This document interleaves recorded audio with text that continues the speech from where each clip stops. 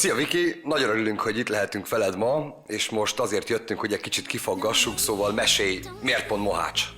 Hát ide költöztem a páromhoz, és utána ide költöztettem a vállalkozásomat is. Alapból siklósi vagyok, de Pécsen dolgoztam. És mit lehet tudni, mi inspirál téged?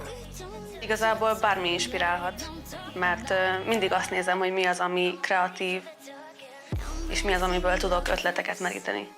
Szuper, és mit lehet tudni, milyen stílusban dolgozol? Igyekszem követni a hétköznapi trendeket, ami így általában a vendégeim is, amiket hoznak, képeket, azokból szoktam inspirálódni, meg azért szeretem a klasszikusabb vonalat is. A franciák, BBU, mert az ilyen kis soft körmöket szoktam készíteni, szalon hosszúságú körmöket, S-től L-esig, de nagyon szerettem a hosszú L-es, XL-es és XXL-es körmöket is. Aha, és milyen technikákat használsz? Hát a legtöbb vendégem sima sablonnal készített körmöket szokott kérni, de mostanában nagyon divatos az újfajta reverse tipes technika. Az olyan, hogy nem alulról építjük a körmöt, hanem föntről beleteszem egy ilyen műanyag tipbe az anyagot, és azt rányomjuk a körömre.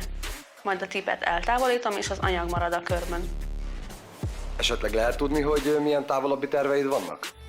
Szeretnék magasabb szintre jutni a vállalkozásomban, fejlődni szeretnék, és szeretnék a későbbiekben oktatni is. Ezért jelentkeztem a mesterképzésre, és nagy álmom, hogy egy körmös iskolát vezessek. Wow, azért ezek szuper dolgok. És végül mit üzennél a leendő vendégeidnek? Az, hogy ne féljenek díszítéseket kérni, és szeretettel várom őket. You're saying it's cool, he's just a dude from work, baby. If that were true, then where's that shirt from? It's cool how you think I don't notice all the things you do.